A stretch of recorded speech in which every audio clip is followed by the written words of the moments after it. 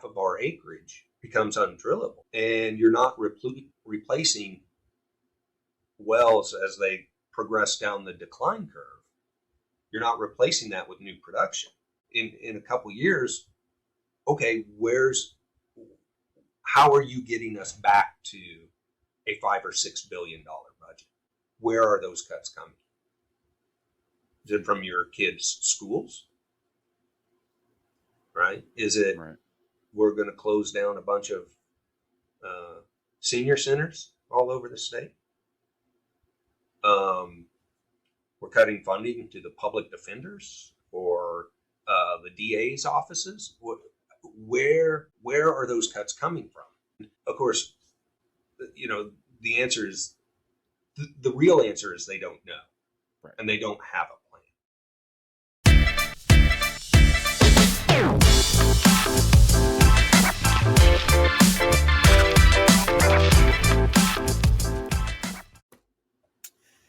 Jared Hembree, thank you so much for joining us on this episode.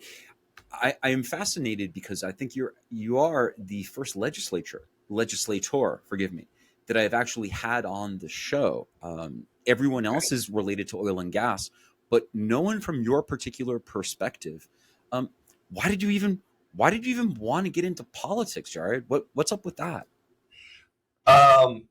You know, kind of interesting. The timing was really, I think, the big issue. I've always had an interest in politics. I like to stay informed and sort of know what's going on. So I've always had this interest. And the timing of this was just couldn't have been much better. I've said, if it happened a few years earlier, with the age of kids and stuff like that, it might not have happened. So it was always sort of in the back of my mind.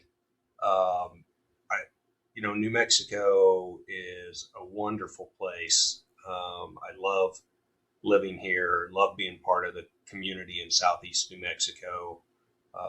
Done a lot to be a part of it, and I just saw this as another way to be part of that community and give something back to an area that has given so much to me and to my family. Well, that's fantastic. I think a lot of people, not all, but most people who are in oil and gas here in the Permian, we do take a very high sense of pride. Again, not everybody, but a lot of us really do. And we very much recognize the service in one another for the people who do make those extra steps. You were always interested in politics. What was your major when you were in college? Did you plan on going into politics? Did you have an office in mind? No, none of that. I was a history major in undergrad, and then which basically they teach you how to say, "Would you like fries with that?" Right. Because there's only so much you can do and so many directions you can go with a history degree. So I did that, and especially I went to Montana State University in Bozeman. So when you're going to an ag and engineering school and get a Bachelor of Arts degree, it's you sort of limit yourself. So Everybody on campus knew who you were, I'm sure. oh yeah, but so I really didn't have much of a plan after I'm just going to college to sort of try and figure some things out. And then, was getting done with that, was finishing up and going, okay, now what? Right. What are my options? And so that's when I started looking at law school. And then, like I said, politics was in the back of my mind, but never really forefront. That's not like, this is why I'm pursuing a particular path. Right. Fascinating. And when you decided upon law school, was oil and gas sort of where you were interested in, or did you not know? Was it through exploration of courses, through talking with people in your family, people that you knew, or was it something that you had an idea of going into something and you just sort of went in another direction? It was not even on my radar. You know, we had my family, my father and my brother and I had been involved in some wells in Pennsylvania. We had some non-op working interests and some stuff. That eventually, we got out of a number of years ago, probably maybe in after the 2008 kind of I think bus sort of 9, 10, just got rid of some non-op working interest for plugging liabilities essentially. Right. So we had that, but no, like I said, I was just looking for something else to do. So law school came up. I had no idea. I was just trying to get an education and then see where it took me, which was amazing because I got married right before law school started. My wife and I got married in June, and then law school started in August, and so Oh wow. she just kind of followed me around, without a plan. So, which is amazing that she's she's stuck around and been my biggest supporter for a long time. So, No, that's fantastic. No, I mean, and I think that every man will willingly admit that without a good woman or a good partner, it's impossible to get anything done. It really absolutely. is. It really is. Um, Explain to me a little bit about what is it. Let's go to the legislature. Let's shift gears Sure. just a little bit, and to whatever degree you can discuss. You know, politics and being diplomatic. There's so much of that has to be had, right? When we're talking with our partners, let's say. But what are some of the things that you think your interlocutors on the other side of the aisle are not understanding about oil and gas production? What is that one thing that they're just not quite getting, in your opinion? I, you know, I, that's a tough question because I think there's more than one thing. But um, I, you know, I don't think they fully get all the good things that come from oil and gas production. The modern society that we live in that wouldn't be possible without the production we've had over the last century and a half or so. The first oil well, uh, Titusville, Pennsylvania, 1859. Saved the whales, right? We were we were hunting whales to extinction Yes. for lamp oil and other things like that, and right, the costs were becoming prohibitive, and so people were looking for other sources, and that's why we started drilling wells on land, and so the oil and gas industry saved the world. The amount of propane, for instance, that this country exports all over the world as a source for heat and for cooking that replaces wood or dung or coal saves lives. Yeah. We talk all over about secondhand smoke and the damage it does, but think about children who are growing up in homes where everything, heat and cooking and everything, is on a wood burning stove or coal burning stove or dung.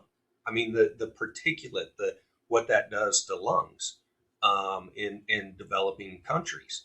The modern medical industry that we have is not possible without oil and gas production. And so when I think people on the other side start talking about all the evils of oil and gas, how it pollutes, uh, carbon, etc., which I think, we can get into. I think a lot of that may be over exaggerated, but um, you know, I don't think they're taking into account all the ways that oil and gas have saved lives over the years. You know, and we've had this conversation previously. We chatted previously, Yeah. briefly, about certain topics related to this, and I want to tap the historian in you real quick. And can you think of some other time in history or something analogous where the people or a society are wholly dependent upon something and yet they continually deny it? So I think that's because we're always doomed to repeat history if we don't remember it. Right. And I think that there's something happens, or you know what? Let me shortcut all of this with Yeah. de Tocqueville, where he said that in 1789 he says, when the American people realize they can be bribed with their own money is when the nation will come down, something like that. And I Right. think that we've most definitely entered that epoch at the moment. What say you? Yes. Absolutely. I mean, the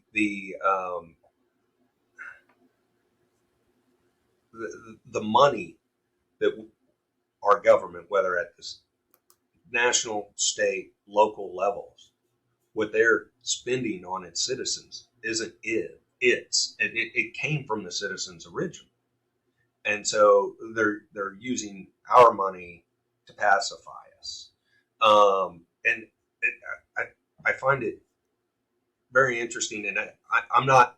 I don't recall the first time I saw or heard this, but it reminds me of you know uh, permits and licenses are just um, rights or freedoms that were taken away that you now have to pay to get back.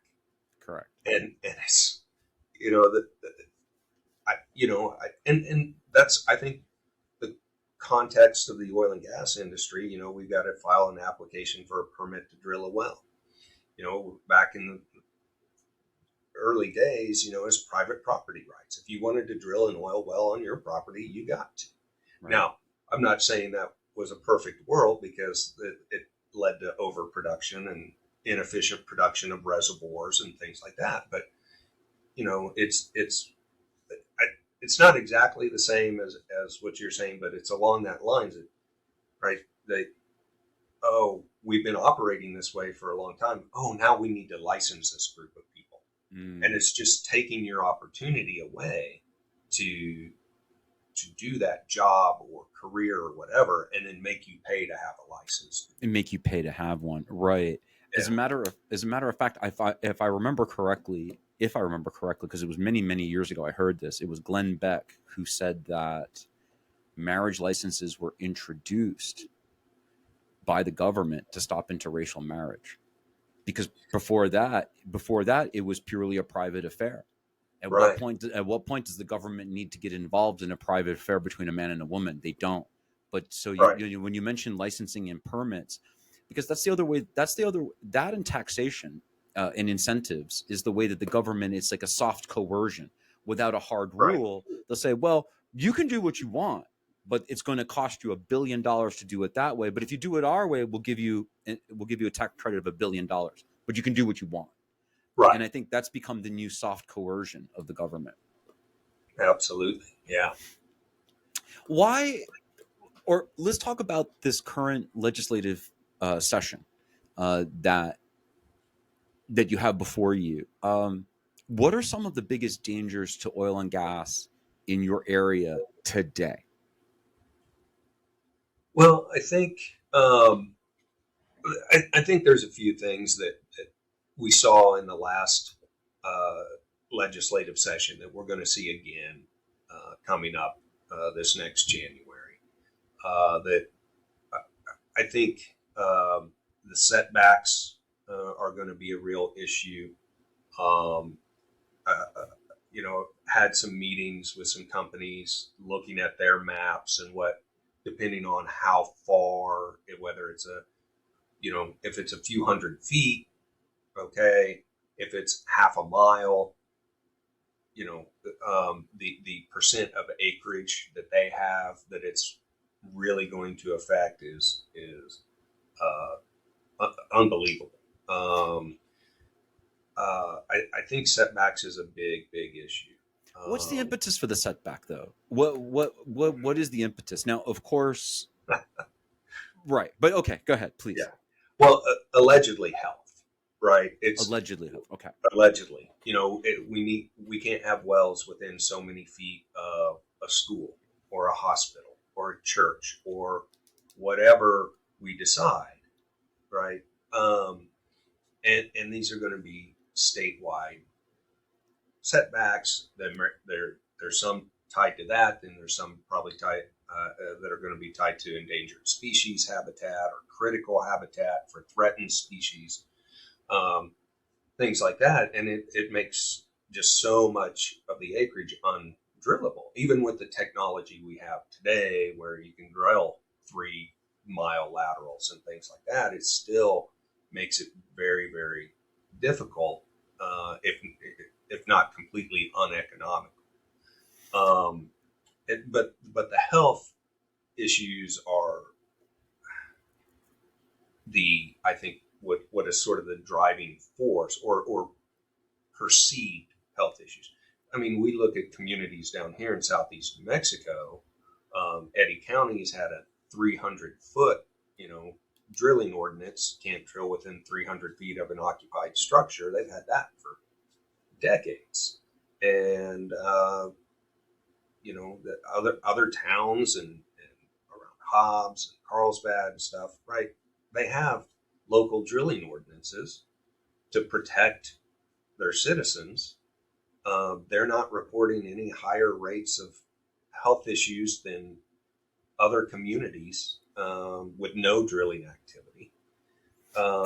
It's the guise of health. There you go. And that was going to be my question, was where is the data, or where is the quote unquote smoking gun, that one study that everyone points to and says, you see, we put this well right here and this is what happened to the population. So Right. now we have to pull it all back. So Yeah. do you mean to say, and forgive me if I sound naive here, but do you mean to say there is no report or data like that? Not that I've seen, and I've asked, and Okay, and thank you. and we've asked, and I'm not the only one. Other legislators, other Southeast New Mexico legislators, Representative Townsend and Representative Scott, and in Energy Committee, things like that. They've asked, show us the numbers. When we were going through stakeholder meetings last summer to kind of to prepare for some of the changes they wanted to the New Mexico's Oil and Gas Act, we repeatedly say, "What is this?" And I don't recall the exact numbers, but it started out with maybe 1,000 feet, and we said, "No, that's too much. We need 300 feet." And then they came back, and it was 1,500 feet. Like, wait, no. We need like 300 feet, 500 feet. And then it came back, and it was half a mile. And you're like, every time, they wanted to they wanted to go up to the legislator and say, "Oh, we had all these stakeholder meetings. It was such a collaborative process." No, it wasn't. It was every time we asked for something, it went farther the other direction.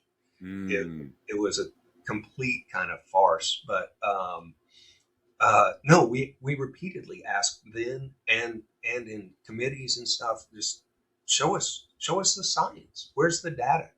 And we'll get that to you. And then they never did. It's Right. it's amazing. It sounds like those scams that people get in the mail with something that it looks like an invoice, and you're just like, I don't, okay, I better pay it because I don't want a problem for $25, right? Right. So I'll just Yeah. stroke you that check, right? Just here, just Yeah. take it. Yeah. But No, going in the I other remember direction. that. Yeah, I you remember do. that. That makes me think. Sorry to when my great grandmother was in her late 90s, pushing 100.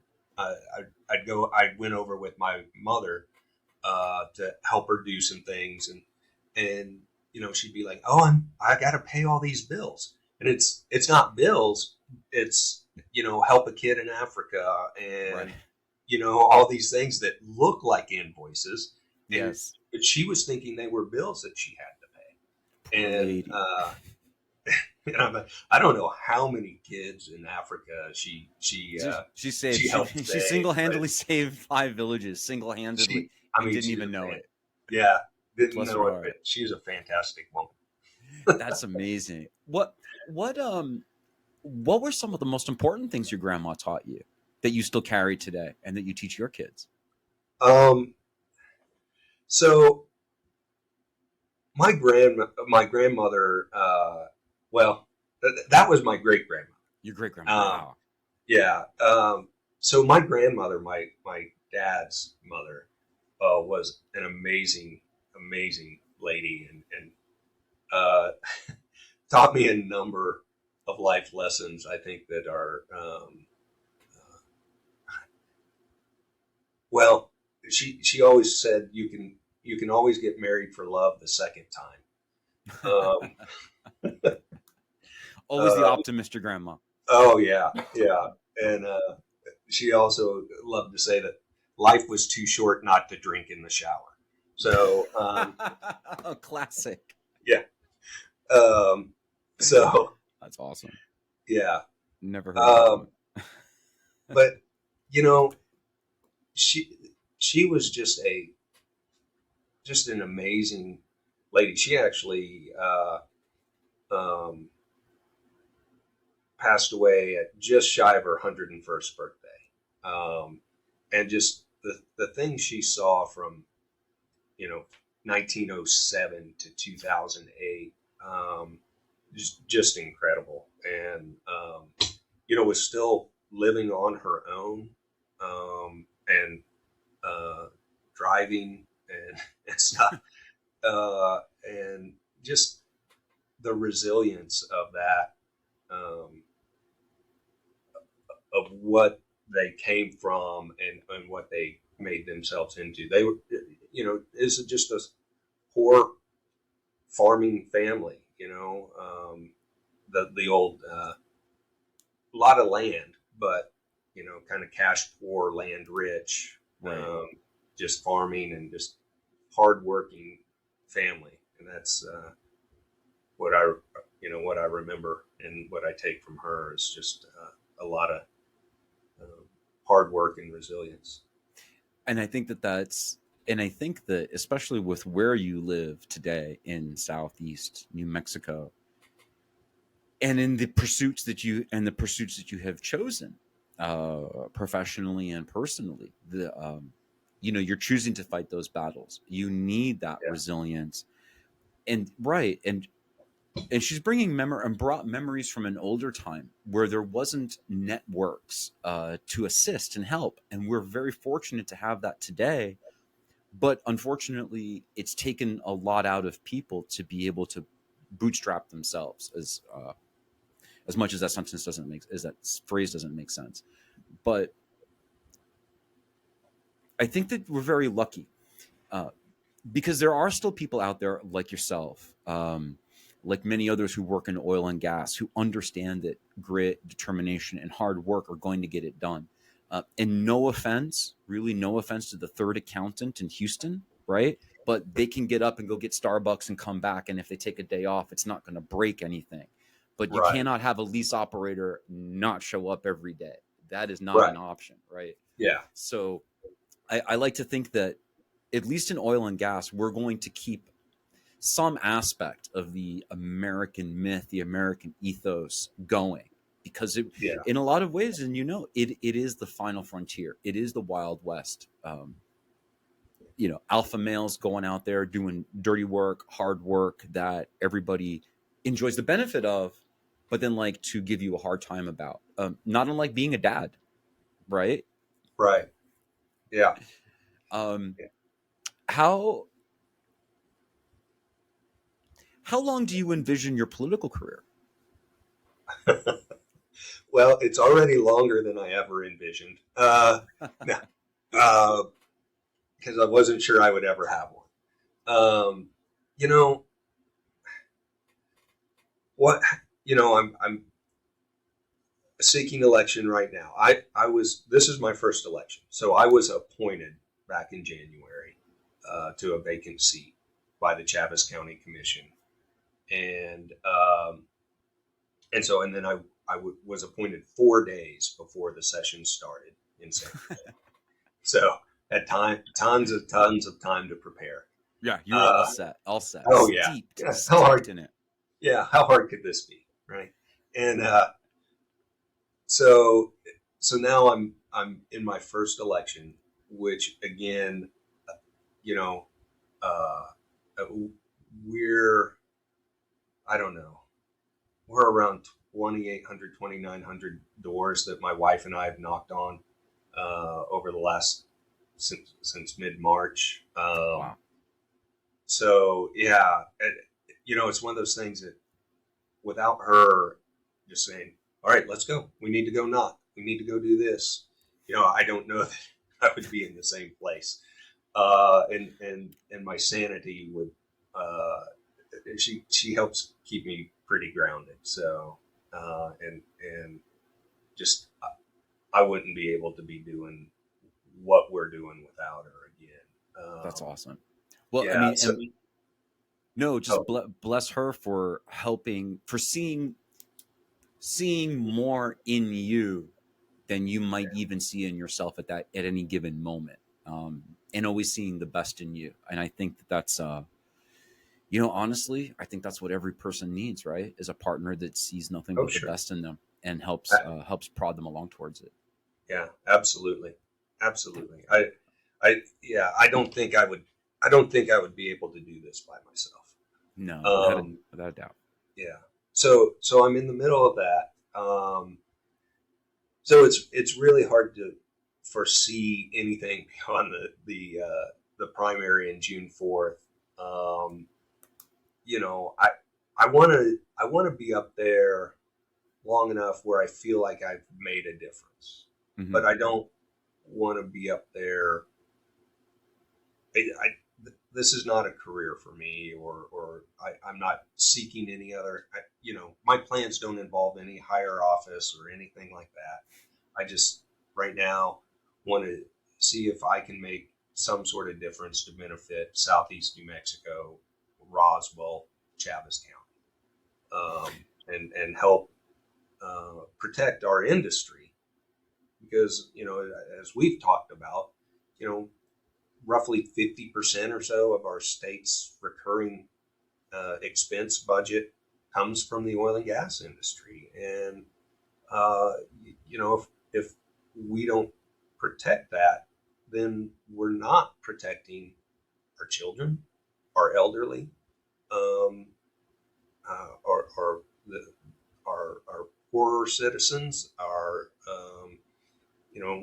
victims of crimes. We're not protecting any of those because our money to do that comes from that industry. And so if we're not protecting that industry, we're not protecting them. No, without a doubt. And of course, and I think that no one would argue that we are in very tenuous times. Um, but it sounds like it's very difficult because you're living in a state and where the house seems to be divided against itself, and that's very difficult, especially when you're discussing half of the income for the house. And so your opponents, who, let's be generous, will be generous, and we'll give them the credence that they believe what they say and that they have the best of intentions. And so we're gonna stipulate that at the moment. But then it begs the question: the moment that you say, "Okay, we're going to stop oil and gas tomorrow," and you ask your partners on the other side of the aisle, "Let me see your plan to replace this 50%," because I took Yeah. you seriously. I took you seriously. I've already spoken with the majors. They're going to be pulling out in 2 years. How are you going to fill the budget in 2 years? Could you tell me that? Right. And you know, and I don't think there's an answer for that. I mean, in the last 6 years, we've gone from somewhere around a $6 billion budget for recurring expenses to a little over 10 billion. I mean, that growth in and all of that, almost all of that growth is made possible by what's been happening in the oil and gas industry the last 6 years or so. There are some other areas of growth in the state, but primarily the driver is the oil and gas industry. And so we've gone from a right around 6 billion, 6 point something to 10.2 billion with a $3.5 billion surplus. I mean, that's in our budget's expanded almost doubled over the last 6 years, and we still have a surplus. But if we stop, no one wants to answer the question, okay, if we do this, if we put in these setbacks, and there were a lot of other things in that Oil and Gas Act that they were trying to do, which I think are very close to just as dangerous to the industry as a whole.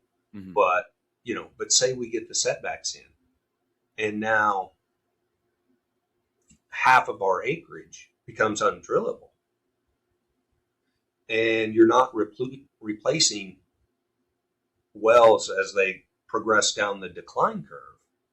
You're not replacing that with new production.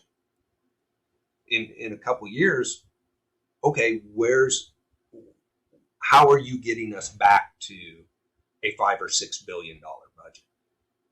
Where are those cuts coming? Is it from your kids' schools? Right? Is it right. We're going to close down a bunch of senior centers all over the state? We're cutting funding to the public defenders or the DA's offices. Where are those cuts coming from? And of course, the answer is the real answer is they don't know, right. And they don't have a plan. Right. I hear how renewables are going to all of a sudden become our new big cash cow. In 2023, I think our state land office made $4 million off of renewable energy projects. Oh, man.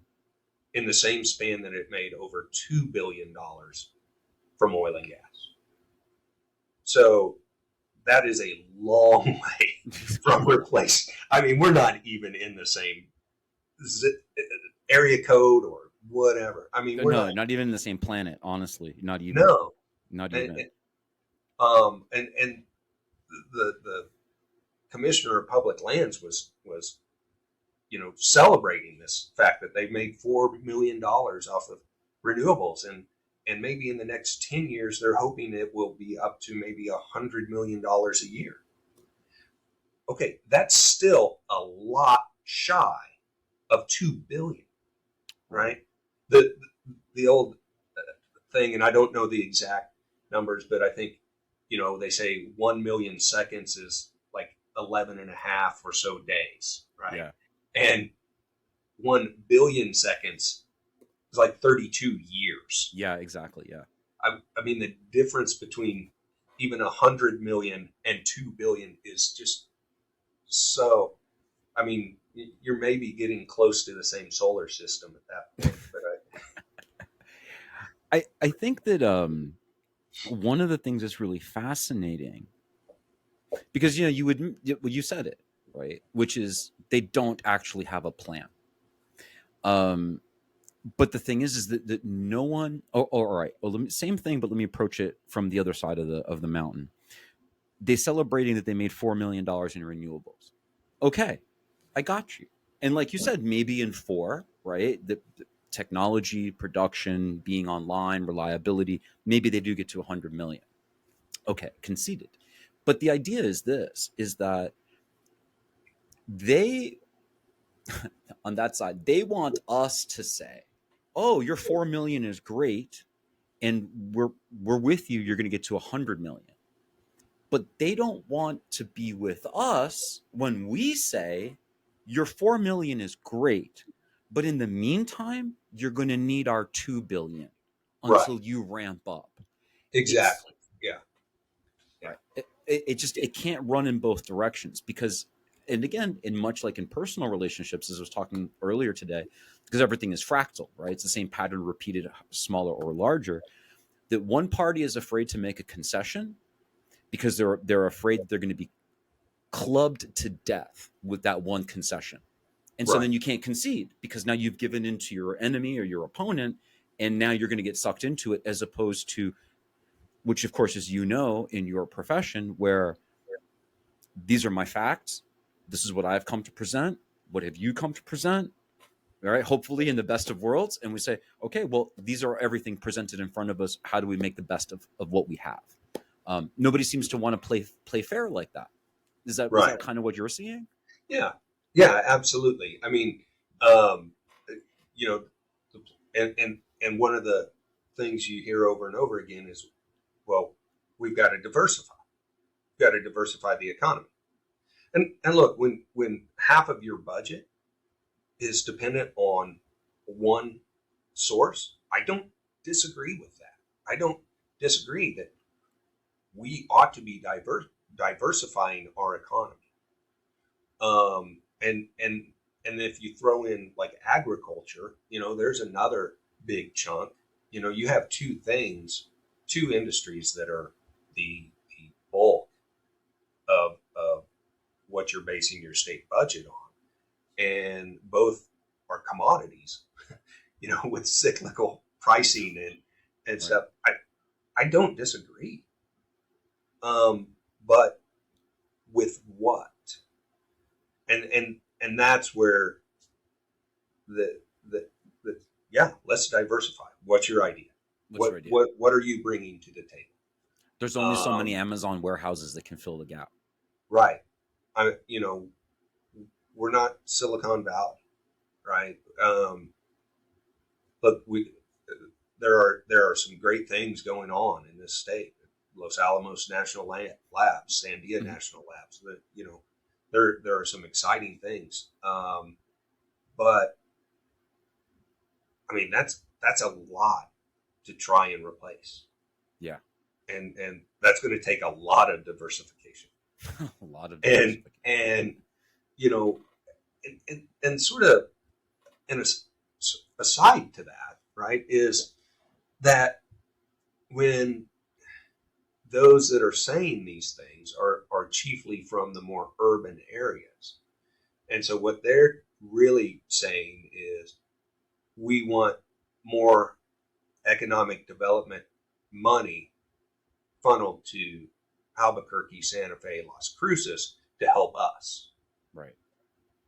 and build our economies. We're not so concerned with you, you know, uh, out there in southeast New Mexico with your dirty oil.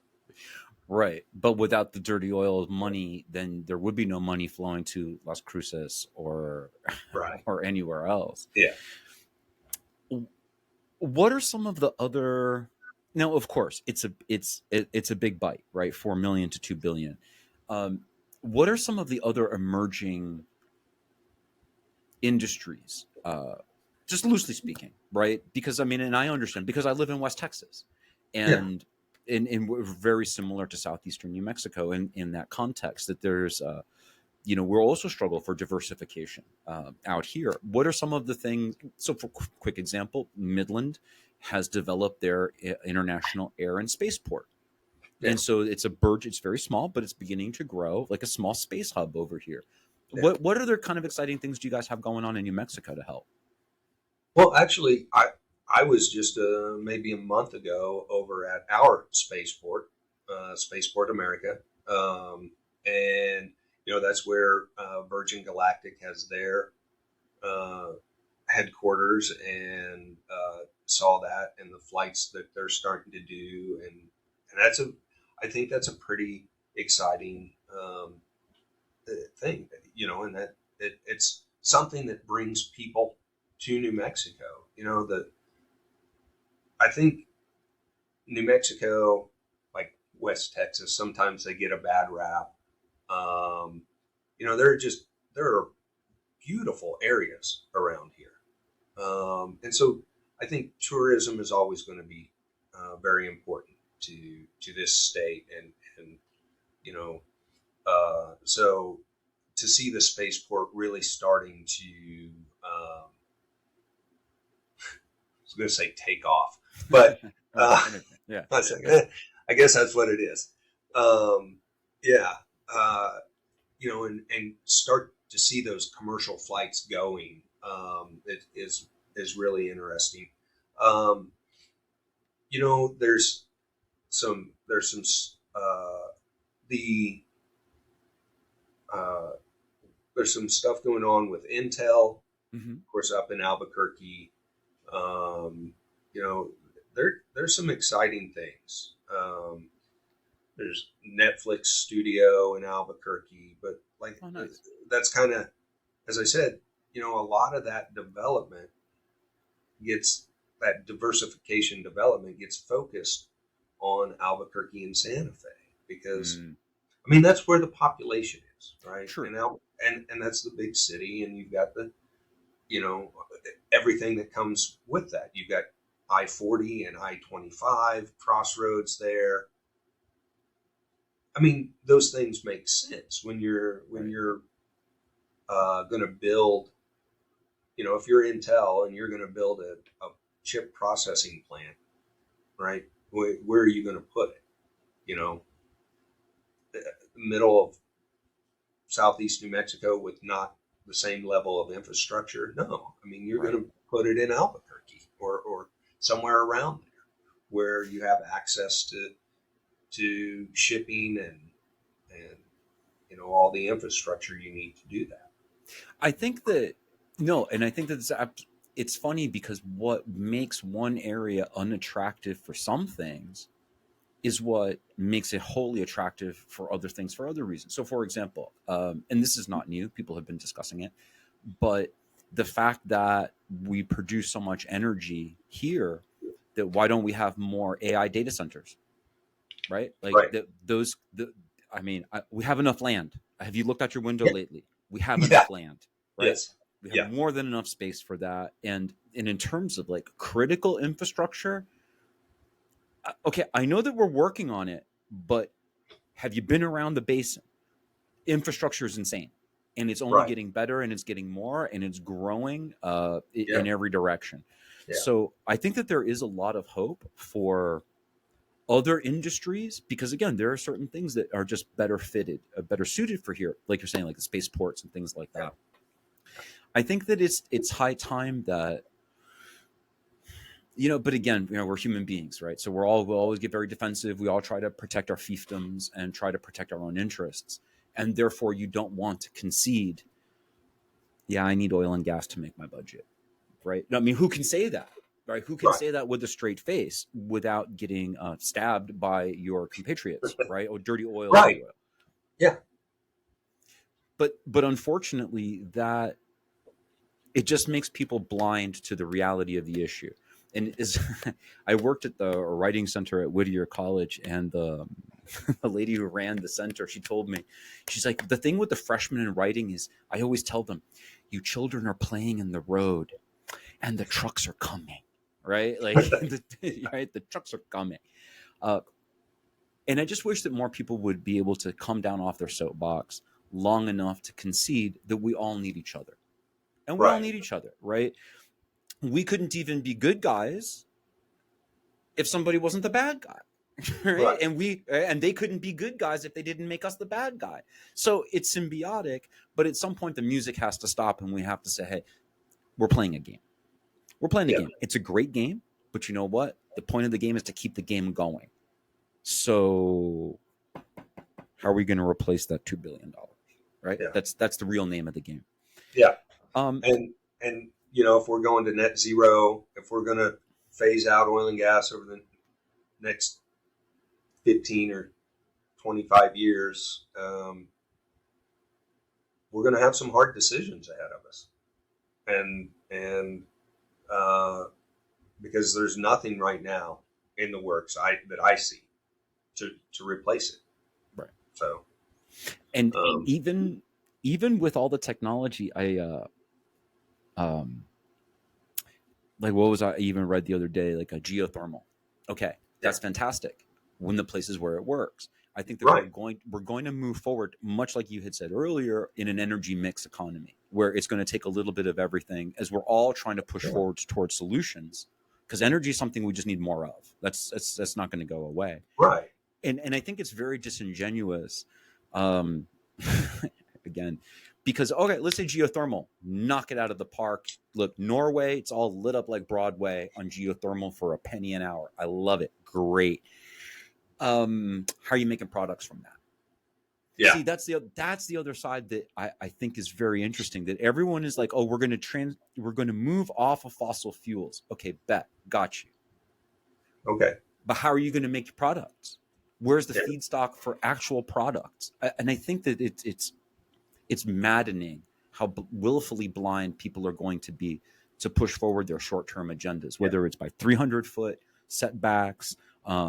Your oil wells are killing our children, because rhetoric is what makes the news. And right, unfortunately, people who want to be fair, rather, people who want to be considered and balanced, nuanced, and intelligent get railroaded.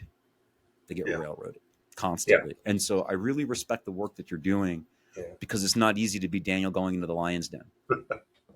No, but that's yeah. Nuance is lost. But I'm glad you bring up geothermal because you know um, I I like geothermal, and New Mexico has some great rocks for geothermal. We've got great rocks for oil and gas production, probably some of the best in the world. We've got some great rocks for geothermal as well. Interesting thing about this, some of the new technology in being used in geothermal is it's horizontal drilling and hydraulic fracturing. I mean, it's oil and gas technology Technology. that they are using, and and I've read a lot on this, and every single one, uh, every single article, paper, thing I've read about this is trying to sell why that hydraulic fracturing is okay and oil and gas hydraulic fracturing is not. Right? It's unbelievable, but I love it. I mean, we're taking technology again. The oil and gas industry is saving the world Yeah. because we're taking oil and gas technology and using it for an alternative energy source, which Right. it a full energy matrix is important. Without a Um, doubt. and it's important for so many things, uh, including national security, all kinds of stuff. So I'm not knocking geothermal. I'm glad there's advances. I just love that it's using technology developed from the oil and gas industry. That is hilarious. And Yeah, it's so funny because you're right. It's right. How else are they doing that? I saw a video recently, and it said that the biggest advance in geothermal now, and this was so funny, is using a closed loop to send the yeah. hot water. Right. That's your big advance, is a closed loop. It's And a but closed loop system. Yeah, right. And that just goes to show the infancy of the technology and the infancy of how they're now really beginning to work geothermal. If a closed loop is your big advance, like, that's awesome. I mean, that's awesome, yeah. but it just shows we do have a while to go. But even at that, you can give me all the geothermal heat you want. That is not going to make the plastic for my pen. I mean, I know That's right. that's right. I know that's right. Yeah, Jared, I yeah. really want to thank you once again. It's been a Oh, tremendous conversation. Man, we covered a lot of different stuff. we, we did. We did. What if you could have a last word for people to understand about New Mexico and Southeast New Mexico? What would be that one thing they really need to understand? Hmm. You know, I would say that you know Southeast New Mexico is proud of its role in the economy of New Mexico. We are very, very proud of what we bring to the table. But frustrated at sometimes how that is spent and how we're told, that we're doing more harm than good. And I think that frustrates a lot of people. But I think as a whole that we're just, people talk about, we should become our own state, or maybe we should join Texas. Texas would love to have us. I'm sure it would. Heck yeah. But I think it gives people a sense of accomplishment that we do so much for this state, and I think that's an important thing that is sometimes lost. We talk about it, but I think the pride in that is what's really important. It doesn't always come across because sometimes the frustration takes over. Sure. No, if to use an example I've used ever since I was a kid, if you walk into a room and you get hit in the head with a hammer, there's only so many times you're going to walk into that room. Right. Yeah. Before you're like, nah, man, I'm good. I'm just, I don't need that anymore. Yeah. But it'd be like, for me, it'd be like 3 or 4 times. I was always kind of a slow learner. I would have been 8 because I wouldn't be sure if I actually liked it at the beginning. I'm like, how was right? That? Yeah. It was different. It was different. Yeah. And then, it's sort of like going back up to the legislative session this next year. If I, the farther away I am from this last session, the more I think I enjoyed it. The bad stuff starts to kind of filter out, and you're like, right. Oh yeah, that was kind of fun. That was this. And then you get up there and like, oh no, this is why I didn't want to do this. Right. But you know what? But I mean, I have to say listen, for me, on behalf of let's be real, right? Like on behalf of your colleagues, your cohorts, and your coworkers in this industry, we thank you. We thank you for doing the work. We thank you for putting yourself into the breach, right? And willingly making that choice, because it's not easy to do. And you fight every day for your values. And I know that's something that we didn't really touch upon too much. Yeah. But without the values that you have, you couldn't be the stand-up guy that you are doing what you do. And we appreciate it. And I know that everyone in your constituency, they appreciate everything that you're doing to bring the money back.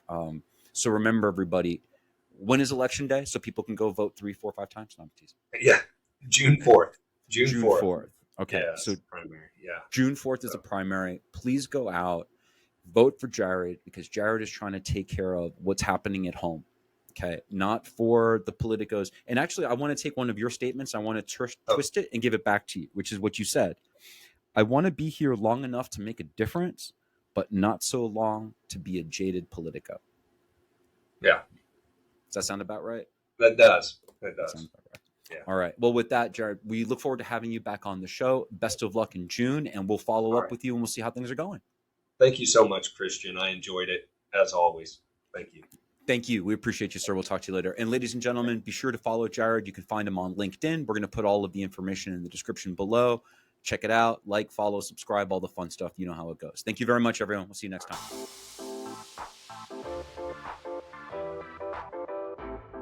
The Oilfield Leader Podcast is brought to you by executive producer Daniel Corral, executive producer Jim Lynn, executive producer and voice talent, me, Mad Matt, production assistant Caleb Knott.